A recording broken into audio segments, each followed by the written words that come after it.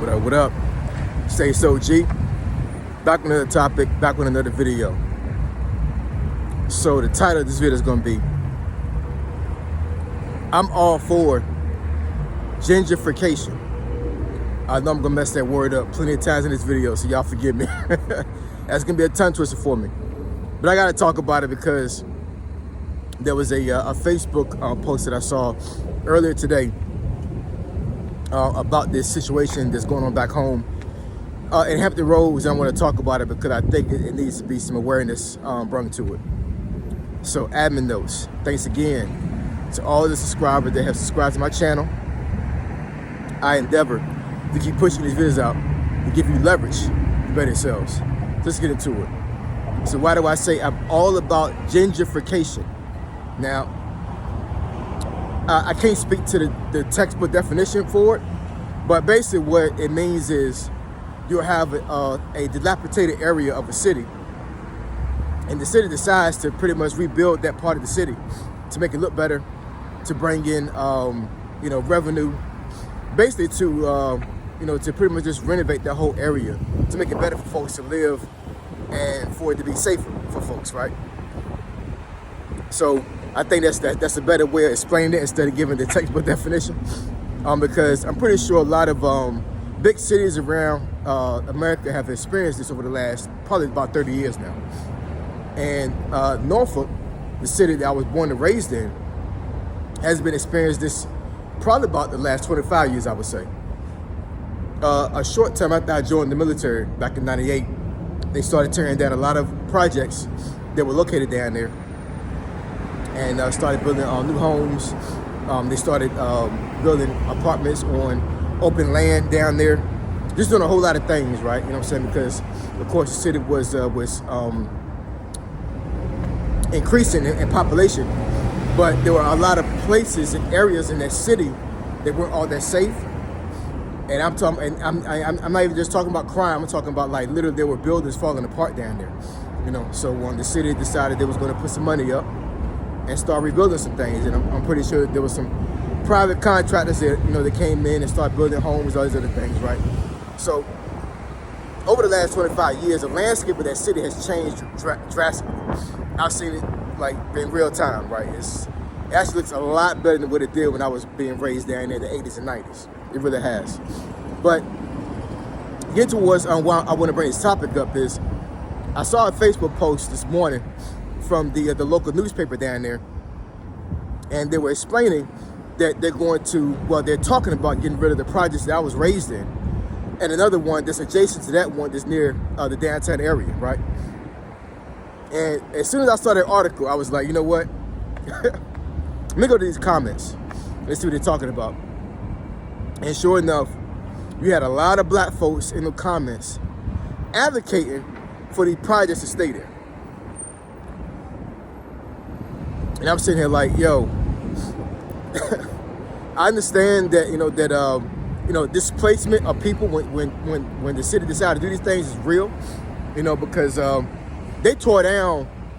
If I had this correct, because I want to say from maybe 2004 and up until now, they've torn down, I want to say maybe 8 to 10 different projects that was down there. Might be a little bit more of a smaller number, but it was a lot, man. It was a lot. And I saw these get torn down in real time. And because I was an adult when I saw these things happen, one of the first things I thought about was like, where are they going to put these black folks? You know what I'm saying? Like, some of these projects were 500 units. So you figure the average black family in those units was a single mom with two or more kids. Let's say 3 kids, right? A single mom with 3 kids. That was a normal demographic of those projects. Even to this day, it's like that. You know what I'm saying? And I don't need any statistics or anything like that to determine that, because I was raised in the projects. I know what the demographic is. And it's mainly 90% single mothers, right? Getting government assistance and have a whole bunch of kids. That's the way it is. So you times a single mother with 3 kids, and that's 4 people times 500, right? Not to include your uncle, your aunt that's living on the couch, that's not on the rent, not on the lease. You know what I'm saying? So I'm sitting here like, where in the hell they gonna party these black folks? And what the city did was they gave these folks 3-year notice before they started to start tearing down stuff, right? So, you know, in my opinion, that was more than enough time for folks to figure it out. But a lot of these black folks that was in these projects were terrified of what was going to happen because, you know, some of these folks are paying $25 rent because the rent goes off of what you make in income, right? So a lot of folks, I'm just taking a guess, you know what I'm saying, but I'm pretty sure I'm right. A lot of these young mothers was thinking about, you know, I got to pay electricity now. I got to pay water bill. I got to pay for trash, sewage, all these other things, you know what I'm saying? And I'm on welfare, I get food stamps. I barely get child support. So how I'm going to afford living outside of the projects, right? So a lot of these folks waited to the last minute to try to figure out what it was going to do. The city told them in advance, 3 years, they was going to tear this stuff down. And a lot of folks came up on the short end of the stick. They waited to the last minute, and a lot of these folks either had to move in with people, and unfortunately, so many folks became homeless, right? So, you know, that's all to say that talking about these 2 projects down there that's going to be torn down, well, they're talking about tearing them down. And I'm hearing these folks, you know, advocating for it not to be torn down. It's a sad situation, y'all. You know what I'm saying? It's really bothersome because, like, why are you advocating for folks to stay in the projects? Why are you advocating for these slums to stay intact? Doesn't make no sense to me whatsoever. None. When you look at government assistance and you see folks that are actually on some type of system when it comes to that, right? When it comes to government housing, you know, food stamps, welfare, you know, all these other things that happens that you can get if you qualify for it. This is only temporary. It's only a temporary thing you're supposed to have. You're not supposed to live your whole life in the projects. You're not supposed to live your whole life on welfare.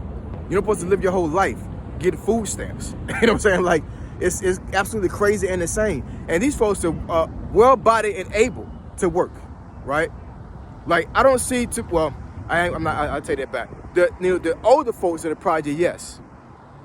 Once you get to a certain age, you know, it's like, okay, government assistance may be needed because so many folks might be on a fixed income and all these other things. But these young mothers in their 20s with a whole bunch of kids, why you ass not working? Excuse my language, you know what I'm saying? But it's frustrating. It really is, because it's like, I don't understand why y'all advocating to stay in these projects. Like, it's dangerous. You know what I'm saying? When you live in an impoverished area, crime is going to happen because folks are trying to get ahead, right? They don't have no hope. They're not getting paid a lot of money, right? They can't get the things they want in life. And so what they do is they go to crime and they start, you know, robbing people, stealing from people, unfortunately shooting people. You know what I'm saying? Like, it's a real thing. I was raised in this stuff. I've seen it firsthand in real time, right? So for these black folks to advocate for these projects to stay here, that's a mindset, y'all. That is the mindset needs to be changed, because I thought about this too. Let's say they go ahead and tear down these projects, which I think they are, man. I ain't even gonna front about that, you know what I'm saying? Because they already tore down between 8 to 10 of them already within the last 20 years. So for me to think that they're going to, like, hold off tearing down these other 2, and these other 2 are the closest to the downtown area. So what they did was they started outside of the downtown first, right? And they're working their way into downtown, right? So these last 2 are the last 2 that's actually walking this for downtown. So for me to think they're gonna keep them up, it doesn't make any sense, because the crime is hurting the downtown. They want to get rid of these folks. And I'm not saying it in a bad way, I'm just saying, like, they want to get rid of the folks that are committing crimes in downtown. It's too much money to be made for that city for 2 projects that are crime ridden to stay there. So it's gonna happen. They're gone. You know what I'm saying? And instead of black folks coming together and trying to figure out what the hell they're gonna do, right? As far as, like, getting ahead and getting out of there and staying out of the project, staying out of the slums, they're like, they talking about protesting, going downtown to advocate for these projects to stay there. I gotta take a pause, man, because it's absolutely crazy and insane. It really is. It's crazy and insane. The mindset of black folks, depending on where you live at, and depending on how you was raised, is absolutely ridiculous and insane. It really is, you know what I'm saying? I know folks gonna come in and try to talk a whole bunch of stuff about, you know what I'm saying, you just, what they call it, I forget what the terminology is for it, but basically they'll say that I'm a sellout, right? By talking like this. I'm not, y'all, you know what I'm saying? I'm really not. I sympathize for the mindset and the mind state of folks down there because I was raised in that, you know what I'm saying? I didn't know any better. And so I joined the Army, and the Army opened my eyes to the world, and I'm like, you know what? I missed out on so much stuff when I was growing up. It's crazy, you know what I'm saying? And it wasn't my mom's fault, it wasn't my grandmother's fault, you know what I'm saying? Because they were caught up in the system as well, right? So, when it comes to gentrification, when folks push back on it, it's telling me that y'all don't want to get ahead in life. Y'all want to stay exactly where you at, you know what I'm saying? You don't want to get ahead, you don't want to, better yourself, none of that.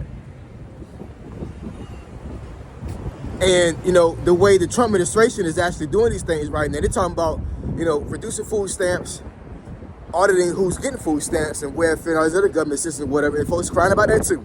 You know what I'm saying? But I'm like, you're not supposed to live your whole life like that. It is a sad mindset and mind state for you to be in. That you literally want the government to take care of you for the rest of your life. You don't want to work hard to get what you want in life. You don't want better for yourself. You don't care about drugs being stored in front of your house. You don't care about almost getting shot, almost getting stabbed. You might not even be the person that they targeted. But a bullet don't got no freaking name, y'all.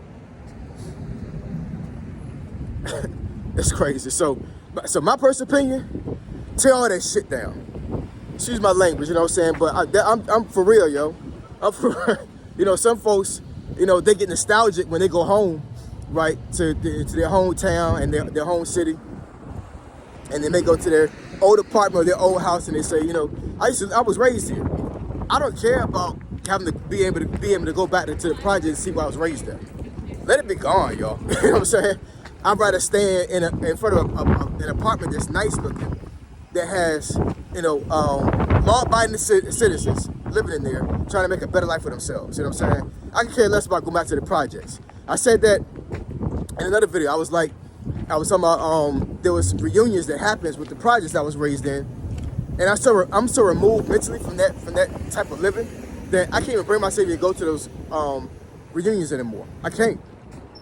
I just think differently. You know what I'm saying? So anyway, y'all come in this conversation below. Let me know what y'all think.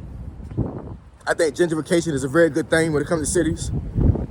I could care less about projects staying up. I really do.